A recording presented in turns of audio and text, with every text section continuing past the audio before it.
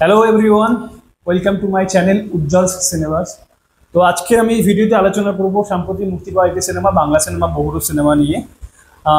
যেটি স্টোরি মূলত কোন বিষয়ের উপর নির্ভর করে তৈরি, এবং সিনেমাটি আমার দেখার পর ব্যক্তিগতভাবে সিনেমাটির পজিটিভ এবং নেগেটিভ দিক এই বিষয়গুলো নিয়ে আলোচনা করব।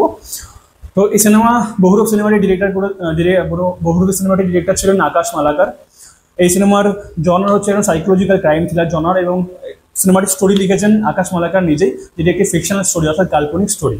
আর এই সিনেমার মুখ্য চরিত্র ছিলেন সোহম চক্রবর্তী এবং ইদিকা পল। এবার আসি সিনেমাটির স্টোরিতে। তো এই সিনেমাটির স্টোরি হচ্ছেন একজন অভিনেতাকে কেন্দ্র করে, যার নাম অভিমন্যু ব্যানার্জি। তো তিনি বাস্তবে একরকম, এবং যখন চরিত্র অর্থাৎ যখন সে অভিনয় করার জন্য বিভিন্ন চরিত্রে যখন চরিত্রায়ন করছে, তখন সে কখনো কখনো চরিত্রটা হয়ে উঠছে, যার ফলে চরিত্র হয়ে ওঠার ফলে সে চরিত্রের মধ্যে যখন ডুবে যাচ্ছে, তখন ওই চরিত্র আর নিজের বাস্তবে যে পরিচয় অভিমন্যু ব্যানার্জি, এই দুটোর মধ্যে ব্যালেন্স তৈরি করতে পারছে না, অর্থাৎ দুটোর মধ্যে দ্বন্দ্ব হচ্ছে। সে কখনো কখনো যখন সে চরিত্র হয়ে উঠছে, তখন চরিত্রের মধ্যে ডুবে যাচ্ছে। অর্থাৎ এই যে বাস্তব এবং চরিত্র, একজন অভিনেতা যখন চরিত্রায়ন করছে, তো যখন সেই চরিত্র যখন সে হয়ে উঠছে এবং বাস্তবে যখন সে একটা আলাদা মানুষ, এই দুইয়ের মধ্যে দ্বন্দ্ব হচ্ছে। এই দ্বন্দ্বটাই ওই অভিনেতা অর্থাৎ অভিমন্যু ব্যানার্জিকে দিয়ে বিভিন্ন খুন করিয়ে চলেছে। এবং এই দ্বন্দ্বটা এতটাই জড়ালো যে সে একটার পর একটা ক্রাইম করে চলেছে। এই দ্বন্দ্বটা কি অ্যাকচুয়ালি এই এত জোরালো দ্বন্দ্বটা অ্যাকচুয়ালি কি, সেটা জানতে হলে আমি তো বলতে পারবো না। এটা জানতে হলে মূলত সিনেমাটি গিয়ে একবার হলে দেখতে হবে। কারণ আমি যদি বলে দিই যে এই দ্বন্দ্বটা অ্যাকচুয়ালি কি, যার জন্য সে নিজের ব্যক্তিগত পরিচয় অর্থাৎ অভিমন্যু ব্যানার্জি নিজের পরিচয় ভুলে সে বারবার ক্যারেক্টারেশনের মধ্যে দিয়ে বিভিন্ন দ্বন্দ্বের মধ্যে দিয়ে ক্রাইম করে চলেছে, তো এটা বললে তো কোথাও স্পয়লার হয়ে যাবে। তো আমি আমার ভিডিওতে স্পয়লার দিতে চাই না। তো এটা জানতে হলে সিনেমাটি গিয়ে দেখতে হবে। এবার আছে সিনেমাটি পারফরমেন্সে, স্টোরি ফর পারফরমেন্স। সিনেমাটির পারফরমেন্সের দিক থেকে মুখ্য ভূমিকায় যিনি ছিলেন ইদিকা পল, সোহম চক্রবর্তী। এদের স্ক্রিন প্রেজেন্স খুব ভালো ছিল, খুব ভালো কাজও করেছে। এবং আরেকজন ছিলেন তিনি হচ্ছেন কমলেশ্বর মুখার্জি, যারও স্ক্রিন প্রেজেন্স খুব দারুণ। সোহম চক্রবর্তী যদি আমি বলি, এই সিনেমাতে সোহম চক্রবর্তী পারফরমেন্স নিয়ে কোনো কথা হবে না। কারণ সোহম চক্রবর্তী যখনই মানে যতবারই স্ক্রিন প্রেজেন্স দেখেছি, তার স্ক্রিনে দেখেছি, তো দেখে মনে হচ্ছে প্রত্যেকটা চরিত্র নিখুঁতভাবে করার চেষ্টা করেছে, এবং সে এফোর্ট দিয়েছে, সে যথেষ্ট এফোর্ট দিয়েছে প্রত্যেকটা চরিত্র হয়ে ওঠার জন্য। বিকজ এই 7টি চরিত্র, এবং যখনই যখনই স্ক্রিনে সোহমকে দেখতে পাচ্ছি, সে দেখতে যথাযথ চেষ্টা করছে, সে বারবার চেষ্টা করছে এবং সে এফোর্ট দিয়েছে। অর্থাৎ এই সিনেমায় সোহমের কাজ খুব সুন্দর, এবং তার এফোর্ট নিয়ে বা তার কাজ নিয়ে কোনো কথা বলা যাবে না। সোহম দারুণ কাজ করেছে এই সিনেমাতে, দুর্দান্ত কাজ করেছে। এবার আসি ইধিকা পলের চরিত্র। ইধিকা পল, অ্যাকচুয়ালি আমার ইধিকা পলের স্ক্রিন প্রেজেন্সও খুব দারুণ, কিন্তু ইধিকা পলের যে মানে প্রথম থেকে শেষ পর্যন্ত আমার মনে হয়েছে যে ইদিকা বলের যে একটা ক্যারেক্টারাইজেশন বা ওই চরিত্রটা নিজেই অনেক কনফিউজড, ভীষণভাবে ইদিকা পল কনফিউজ, মানে ও কি করছে আলটিমেট, বা অ্যাজ আ অডিয়েন্স বুঝতে পারছি না যে ইদিকা পল ওই চরিত্রটি কি বলতে চাইছে, ভীষণভাবে কনফিউজড। এবং আমি যদি ধরেই নিই স্টোরি যিনি লিখেছেন, চিত্রনাটক যিনি করেছেন, সে জেনে বুঝেই করেছে যে ইধিকা পল অর্থাৎ নায়িকার জন্য যখন যখন নায়ক ক্রাইম করছে, তখন নায়িকা তাকে উৎসাহ প্রদান করছে, এবং পরবর্তী ক্রাইম করার জন্য তাকে আরো উৎসাহ দিচ্ছে।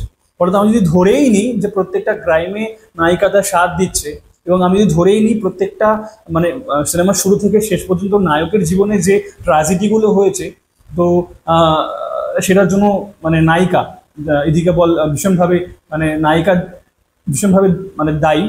তো আমি ধরে নিতে পারি যে যিনি স্টোরি লিখেছেন, অর্থাৎ যিনি এটা লিখেছেন, ইদিকা পলের চরিত্রটা ভেবেছেন, আমি বলবো তো উনি শেক্সপিয়ারের লেখা ম্যাকবেথ যে নাটক, সেই ম্যাকবেথ নাটকের লেডি ম্যাকবেথ চরিত্র থেকে ভীষণভাবে ইন্সপায়ার। যেভাবে আমি কেন বলছি কথাটি, ইদিকা পল শুরু থেকে শেষ পর্যন্ত যেভাবে তাকে ট্র্যাজেডির দিকে ফেলে দিয়েছে, এবং বারবার নায়কের যে যখনই বিভিন্ন ট্র্যাজেডি আসছে, তখন ট্র্যাজেডি আরো এই ক্রাইম করা দিয়ে উৎসাহ দান করছে, যার জন্য নায়কের জীবনে আরো বড় ট্র্যাজেডি, সেখান থেকে নায়ককে বের করার চেষ্টাই করছে না।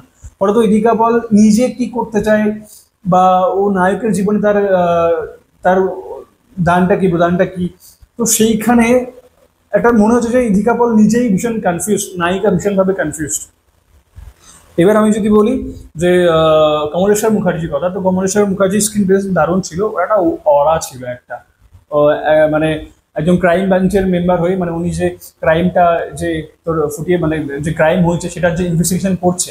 তো অ্যাজ আ কমলেশ্বর মুখার্জি যখন স্ক্রিনে এলেন, মানে ওনার স্ক্রিন প্রেজেন্সটা, ওনার যে অ্যাটিটিউড, ওনার যে জেস্চার, একটা আলাদাই মনে হয় যে ওনার স্ক্রিন প্রেজেন্স দারুণ ছিল। উনি ওনার অরা, উনি ওনার অ্যাটিটিউড, ওনার জেস্চারটাও ঠিকঠাক ধরে রাখতে পেরেছে অল ওভার। এবার যদি আমি বলি সিনেমার বিভিন্ন পজিটিভ এবং নেগেটিভ দিক নিয়ে কথা বলতে চাই, তাহলে সিনেমার পজিটিভ দিক নিয়ে কথা বলতে গেলে অবশ্যই আমাকে টেকনিক্যাল অ্যাসপেক্টসের কথা বলতে হয়। বিকজ এই সিনেমাতে টেকনিক্যাল অ্যাসপেক্টসের কথা না বললেই নয়, বলতেই হবে। কেননা এই যে সিনেমার প্রধান যে টেকনিক্যাল অ্যাসপেক্ট সেটা হচ্ছে মেকআপ। বিকজ মেকআপ হচ্ছে মূল একটা বিষয় ছিল যেখানে, আর এই মেকআপটা সোহমের যে সাতটি চরিত্র, এই চরিত্র হয়ে উঠতে সাহায্য করেছে। এবং টেকনিক্যালি দিক থেকে দেখতে গেলে মেকআপের অবদান ভীষণভাবে এই সিনেমাতে আছে আর কি। এবং আরেকটা যদি দেখতে চাই সেটা হচ্ছে টেকনিক্যাল অ্যাসপেক্ট, সেটা হচ্ছে ব্যাকগ্রাউন্ড মিউজিক। যিনি ব্যাকগ্রাউন্ড মিউজিকের দায়িত্বে ছিলেন, অর্থাৎ এই সিনেমা শুরু থেকে শেষ পর্যন্ত যে টান টান একটা মুহূর্ত বা টান টান একটা সিচুয়েশন বজায় রেখেছে, এটা পুরোটা ক্রেডিট যায় হচ্ছে যিনি ব্যাকগ্রাউন্ড মিউজিক সামলেছেন তার ক্ষেত্রে। এবং এবং এর সাথে সাথে সিনেমার এডিটিংটাও আমার বেশ ভালো লেগেছে। কিছু জায়গায় বেশ ভালো এডিটিং হয়েছে, কাটিং কাটগুলো বা কিছু জায়গায় কালারগুলো, সেগুলো বেশ বেশ ভালো। এইবার যদি আমি পজিটিভ দিক থেকে নেগেটিভ দিক থেকে আসি, মানে সিনেমার পজিটিভ দিক গেল, পারফরমেন্স গেল, তোর টেকনিক্যাল অ্যাসপেক্ট গেল, এবার যদি নেগেটিভ দিকে আসি, তো নেগেটিভ হচ্ছে প্রথমার্ধের পর দ্বিতীয়ার্ধে ওখান থেকে শুরু হয়েছে নেগেটিভিটিগুলো। মানে আমার আমার ব্যক্তিগতভাবে লেগেছে। বিকজ দ্বিতীয়ার্ধে যে যখন ইন্টারভ্যালের পরে যখন দ্বিতীয়ার্ধের সিন শুরু হলো, তখন বেশ কিছু সিন লম্বা হলো, লেন্দি হলো। এবং সেই সেই সিনগুলোতে কথোপকথন অর্থাৎ স্ক্রিন পেলে, অর্থাৎ যে যে শব্দ বা যে যে সংলাপ আদান প্রদান করছে, সেই সংলাপগুলো মানে সাধারণ মানুষের পক্ষে বোধগম্য নয়। এ কথা আমি কেন বলছি, মানে ওই সিনগুলোতে একটু এক্সট্রা অর্ডিনারি, অর্থাৎ শব্দের ওটা উচ্চাকাঙ্ক্ষী শব্দ প্রয়োগ করতে গিয়ে এমন হয়েছে যে মানে সাধারণ মানুষ তো বুঝতেই পারবে না, মানে শব্দগুলো বোঝার কোনো নেই, মানে কি বলতে চাইছে। মানে আমার তো মনে হয়েছে যে ওখানে সাইকোলজিক্যাল, মানে যারা সাইকোলজিক্যাল স্টুডেন্ট তারা বা যারা ফিলোসফার তারা গিয়ে দেখলে ভালো হয়। মানে এমন এমন জিনিস ওখানে ইনক্লুড করেছে, এমন এমন কথা বলেছে, সাধারণভাবে যেটা বলা যেতে পারে সেটা বলেনি। উচ্চাকাঙ্ক্ষী শব্দটাকে প্রয়োগ করতে গিয়ে যে সবগুলো ঘেটে ফেলেছে, এবং সিনটা জাস্ট ওই যে একটা লয় ছিল, স্পিড ছিল একটা, সেই লয়টা ওখানে ডাউনফল হয়ে গেছে, এবং স্ক্রিন ওই ওই ওই দৃশ্যটা বড় হয়ে গেছে ওখানেই আর কি, ওই লয়টা কমে গেছে। সরি।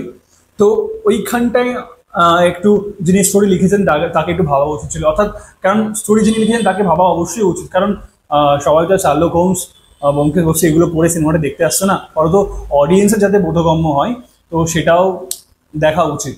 এবং এই সিনেমাতে বেশ কিছু জিনিস ইকুয়েশন এক্সট্রা অর্ডিনারি করে ঢোকানোর চেষ্টা করা হয়েছে, আর যেটার উদ্দেশ্য আমি ব্যক্তিগতভাবে বুঝে উঠতে পারিনি। যেমন ইদিকা পলের পারফরমেন্স একদম শুরুতে যখন সোহম প্রথম মার্ডারটা করেন, ইদিকা পল একদম শুরুতেই যে পারফরমেন্স ছিল, একটি মুভমেন্ট ছিল যেখানে সোহম আর ইদিকা পলকে একটা মুভমেন্ট করতে দেখাতে হয়। তো ইদিকা পলের মুভমেন্টটা ছিল, সেই মুভমেন্টে ইদিকা পল ছৌ নাচ এবং কন্টেম্পোরারি যে নৃত্য, কন্টেম্পোরারি ডান্স, এই দুটোর মেলবন্ধন করে একটা কিছু দেখাতে চেয়েছে, একটা একটা মুভমেন্ট তৈরি করেছে।